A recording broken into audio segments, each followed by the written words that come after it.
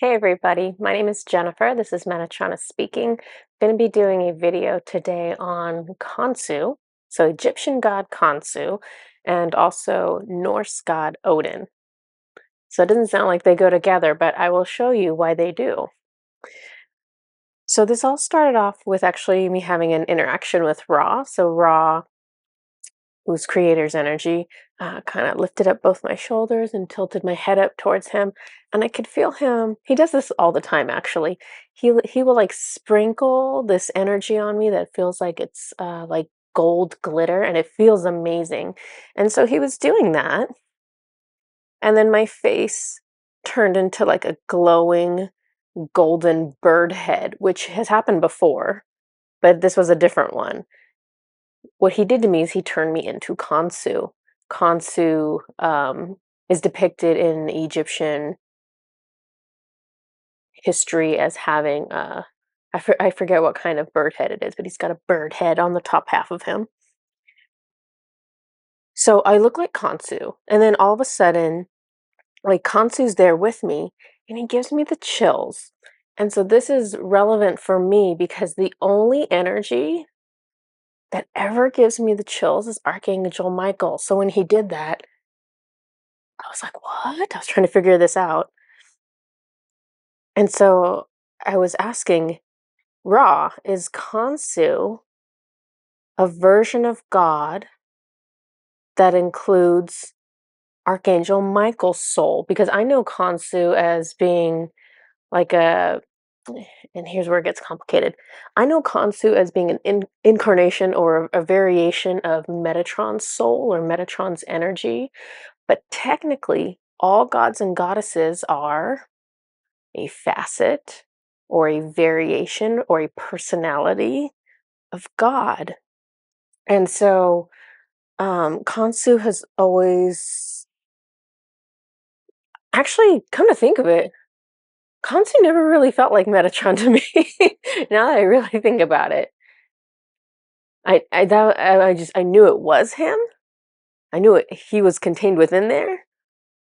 But anyways, so I asked Ra, hey, does his soul contain like the same energy as like Archangel Michael? And he says yes. And then I'm talking to Khonsu now, which I haven't actually really done. I don't really have too many conversations with him. And so he's in front of me and he says, I am that I am, which is like in the Bible, the Christian God will say that, has said that. And so that was interesting when he did that because that really brought on an energy of God for me versus I'm always just like, oh, it's just Khonsu. He's just an Egyptian god. But it's different when they bring like God energy with them. Um, so Khonsu's energy is starting to feel big and cosmic and intimidating. I know if I stay with him long enough, he will reveal more layers of himself, just like a human. So he starts giving me different, he gives me access to different layers of his energy. And so I start feeling something that kind of feels like nighttime, feels like darkness, makes me think of graveyards and werewolves. So he is referencing his darkness to me. And normally gods don't really do this. I think they do it with me as an act of transparency because I usually work with archangels and they are all light. And so there's no surprises because you're working with all light. And so these other guides, because because of my history and my experience, it's almost like they're like, yes, I have darkness. Here it is. Go ahead and look at it. And and so you can be fully aware of what's inside of me and see if that intimidates you. Um, so the next thing he shows me, you need to ask him, is this a past life? So he shows me something that something that we have done. There we go. In between lives. And so he shows me a beach with a sunset. He looks like he's a man. We're like sitting on the sand. He's like holding my hand, smiling. He kind of looks like Archangel Michael. Um And we're just like sitting together watching the sunset, and his energy just feels really like lighthearted and easy breezy. And it just goes to show you that we all have darkness. It's okay. There's different kind of categories of darkness. So somebody can show you all their darkness and you can feel, graveyards and werewolves or whatever it is, and they can still be overall this energy of lightheartedness. So I didn't sense any darkness with him when he was in his chosen body in between lives with me. So since I had Khonsu there, I'd actually been having trouble during that time with black magic energy that wouldn't leave me alone because I clear other people's black magic energy as part of my job. And I worked with someone who had like really tough situation, really bad attachments. And so the person who put that on her was very powerful, or the energy that put that on her was very powerful. And so that energy didn't want me to clear it, obviously. So, anyways, so I knew I had this black magic implant that I needed to get rid of. And so I was like, Khonsu is a master healer. He's something called a light bearer. There are light workers here who are light bearers. They have this like symbol on their foreheads that's like the crescent moon, and like I'm not sure if it's a full moon or a sun, but it's like, the circle and the crescent. And so he is a master healer. So he has healing capacity like Jesus, like miracle level healing, if it is allowed by creator, the person's soul contracts, all of that good stuff. Um, just like my partner Susan is a light bearer, so she can do the same thing. She has the capability of doing miraculous level healing if it is allowed by the soul contract. She can't do anything that's not in the best interests of the person. She's only able to do what she's allowed to do. So I'm asking Khonsu, I'm like, hey, I got this black magic implant. Can you clear it for me? And he's like, yeah. So I'm like, okay. And so in my physical body, in my real body, I closed my eyes for a second. I was just trying to relax. And I saw this blue heart, and I freaked out because in this lifetime, Metatron leaves me hearts everywhere that I find all the time, everywhere, made out of everything possible. And when I close my eyes, Archangel Michael always appears as like a blue orb. And so for me to see this blue heart, it was like the most awesome validation that Khonsu is a combination of those two energies. And he may very well have many other um, personalities in there that I'm not able to identify, but those that's the energy that I can recognize and label. So that was really cool for me. So it was weird. He was starting to feel like Archangel Michael, but with like a mask on. I'm like, you're messing with my mind right now. And then so all of a sudden something felt different in my body. I felt lighter. And I looked at Odin, who's always on my right side, and I was like, Odin, did he clear the black magic implant? He said yes. And I was like, oh. And it's like I had been working to clear that myself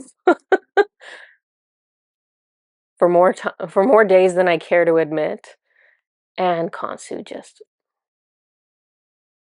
took it. I mean, and that's the thing. My guides wanted it to be done by me interacting with Khonsu because I never reach out to him, and so they were using it as a opportunity for me. So Khonsu is incredibly powerful. He's just like Metatron. He really, really understands the human body and how to heal our energy bodies. And so even after he took it out, I kept feeling better and better and better. And so I was like, "Hey, what are you doing?" And he was like, "Oh, I'm clearing your aura of the dark energies that it's holding." So I was like, "Cool." Um, and then so I was like asking questions, and I was like, I don't even know why I said it. I was like, "Hey, shouldn't my sound bowls clear this stuff? And he's like, no, your sound bowls balance your chakras. It's not going to clear off low vibrational energies. And then I was like, well, when I do my protection ritual twice a day, sometimes more, shouldn't that be removing these? And he's like, yeah, but you had so, because of the implant, it was bringing in a lot of black magic energy constantly to me. And so even though I'd clear stuff, it'd come right back. So that's kind of annoying. So he was clearing off those. And then so I was asking him, are you like a guide that I should be working with for clearing black magic? And he's like, yes. And I was like, oh. And I was like, should I be working with you for like personal protection? And he's like, yes. And like I was laughing because like all of a sudden he starts feeling a lot like Archangel Michael. Like I could see him, the way he was standing. It was kind of like his feet were like shoulder width apart, and his hands were kind of like clasped together, but like hanging down. And I don't know, he kind of looked like a guard the way he was standing. And I could just feel that he there was like a sense of pride or happiness if I would ask him to protect me. Um, and then so I'm just trying to feel into his energy because I'm like, you are just different than I thought you were. So I was just kept trying to feel into him, and he felt like a soldier to me. But he told me that this is like that's not how his energy feels to most people. That's how I'm perceiving him because that is based on my history with him in like past lifetimes. And so I saw a lifetime where he had dark hair, but he looked like a Viking. And so I recognized, okay, this is like a past lifetime of ours. And I'm like, he's a Viking. And then all of a sudden I just like looked over at Odin again and I was like, Odin, are are you and Khonsu the same energy? And I don't know why that is what came to me, but I was like, I asked him that and he's like, yes. And I was like, what? I mean, I don't know. Here's the thing. There's so many technicalities with this. Like, don't read into what I'm saying too much because the information I'm giving you, like how I'm labeling these gods, is based on how the energy feels to me. Because that's the best way that my little human mind can like organize and categorize and figure out who these energies are and what to expect from them. So my brain is trying to categorize them. It's not really the wisest thing because this is spiritual level stuff. All of them are incarnations of God. All of us are incarnations of God. So really, this is like a little true, a little not true when you try to categorize and label energies.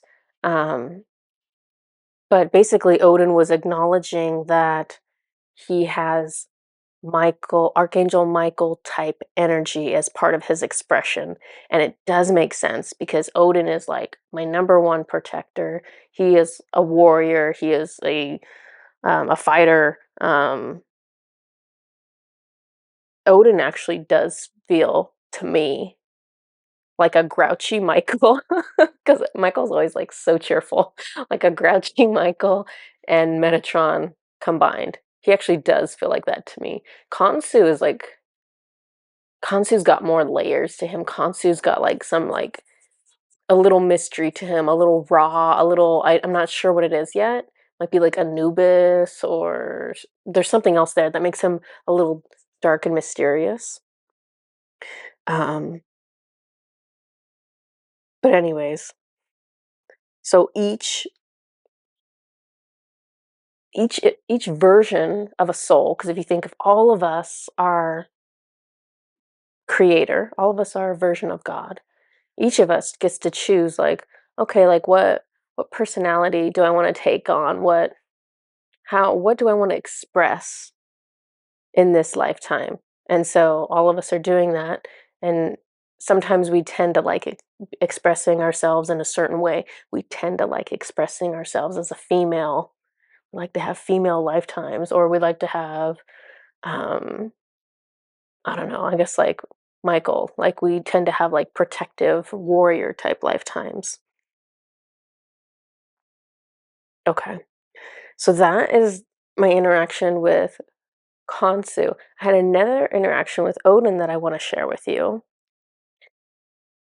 So Odin, I wanted to talk to him, so I said, "Hey Odin, can we talk?" Which is kind of crazy because he's next to me. He's working for me basically all day long. I'm constantly asking him to do stuff, but I never just say, "Hey Odin, do you just want to sit down and talk?" Because you got to think, it's hard to understand if you don't currently channel, because in your mind you might think it's just like me just like turning my head and just like having this conversation, no big deal. And it kind of is, but it takes a lot of physical energy to tune into anybody, dead person, guide, angel, whoever. It takes a lot of energy to tune into them. And then it takes time to do the back and the forth of the conversation. And so it's hard to explain, but it just takes a lot of energy. So you can't just, it's not like talking. You can't just do it as much as you want all day long. There's a certain amount of channeling that I can do in a day. There's a certain amount of tuning into energy that I can do in a day. And then I tap out and I have to step back and I can't do it anymore because I don't have uh, the energy to do it. Um, it's gotten better over time. I used to not be able to do it very much at all during the day, and I can do it a lot more now. But it's constantly a back and forth of me wanting to talk to them, but me not wanting to drain all my reserves either. Okay, so I asked Odin if he wanted to talk, and I saw myself outside, somewhere green. There's a small river flowing and a bench under a tree. It's sunny outside. And I was just thinking to myself, like, it's crazy how our guides just have access to all of our thoughts, all of our memories. And so he recreated a space, an energetic space that I like to create at times when I'm on the other side. And so this is somewhere that I've created that I've spent time with him. I've spent time with Odin's soul in this place where it's like it's sunny, it's outdoors, it's green, there's the river, it's like a willow tree. There's some kind of like pollen or something that's like being released into the air. So it's like these little fluffy things that are kind of floating through the air. And it just looks really peaceful and relaxing. And I look at Odin and he's young. Normally I see Odin in his 50s, I would say. He's probably maybe 30, maybe he's late 20s. And then I'm really young. I'm like in my 20s. And so we're in this like beautiful space. He's sitting on one side of the bench, I'm sitting on the other, so we can like face each other. And I just feel like horribly sad. And I was like, why do I feel sad? Is it like something about this place? Like, did I have a bad memory here or something? And he's like, no, it's not the space. It's like you have trauma that you're trying to process, which I had this trauma rise up in me. Um, and for a couple days, my guides kept coming close to me and giving me enough love energy that it made me cry. And so part of this trauma would keep processing. And so again, it was the same thing. Odin got close enough to me. I wanted to cry again to process this trauma. Um, so Odin says, and he says this to me, but this is really a message for all of us, which is why I wanted to share it. Odin says, you are more than your experiences and the trauma you have known. You need to expand yourself beyond your storylines. When you perceive the experiences of your life as being a reflection of who you truly are, you are reducing yourself and your life down to something it is not. If someone rejects you, it has nothing to do with you. The ego thinks everything is about itself, But nothing that someone else says or does is ever about you. Your soul is what you really are. Your soul is without an ego. To expand into who your soul is, you must pull back from your circumstances. Pull yourself back far enough to see a bigger picture. Ask yourself, on a soul level, what is really going on? The answer must have nothing to do with you personally. If your answer does involve you personally, then you have brought your ego into it. Let us look at rejection. And he does this because that was the wounding that came up for me. It felt like every lifetime that I had ever experienced some kind of rejection and then not processed it was like all combined into one. So he says, let us look at rejection. Pull yourself out of the perspective of an individual. Pull yourself back into the perspective of God. What does God see? On the level of souls, any interaction is about learning. If you are being rejected, the lesson you are learning is that this is not personal. You are learning not to bring your ego into everything. You are learning to deny the storyline of the ego, which says to you that this rejection is personal. No, you must practice consciousness.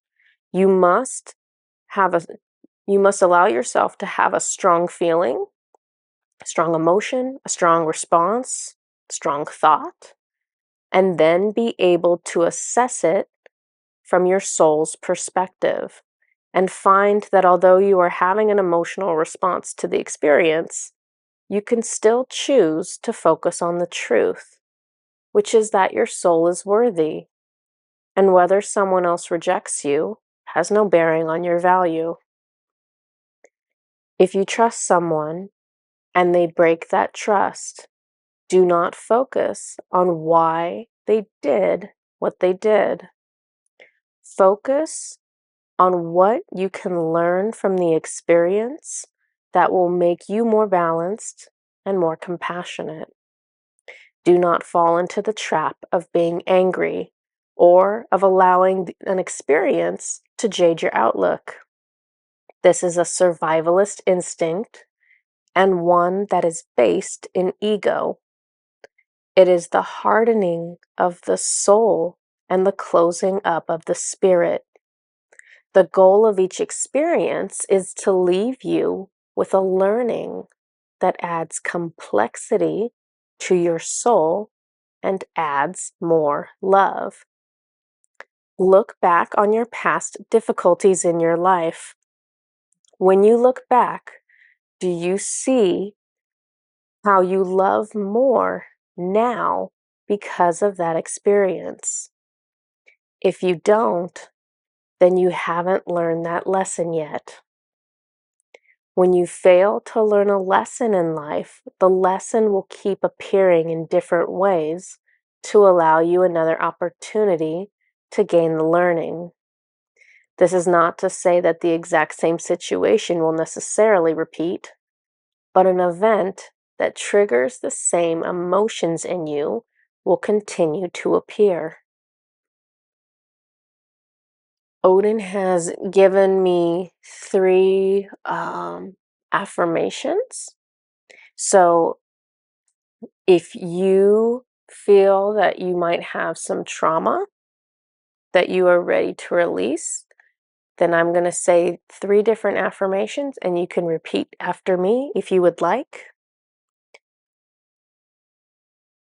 Okay, he tells me I'm going to read it twice and then you can repeat it twice and then you can repeat it twice and then you can repeat it. Okay. The ways I have been hurt are not a reflection of who I am. The ways I have been hurt are not a reflection of who I am.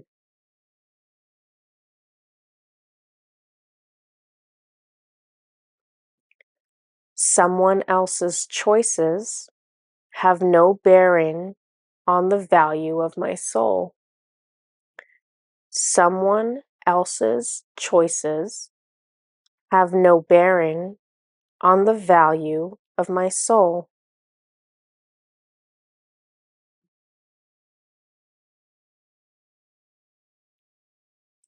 Instead of feeling wronged, I choose to feel curious about what I could learn. Instead of feeling wronged, I choose to feel curious about what I could learn.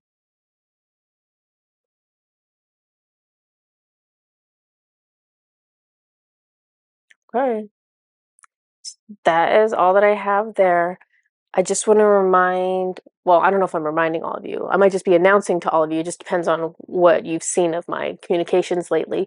We have an activation now available for Odin. So the Odin activation is now available on orangelightenergy.com. If you're interested in that, I'm going to link it in the description.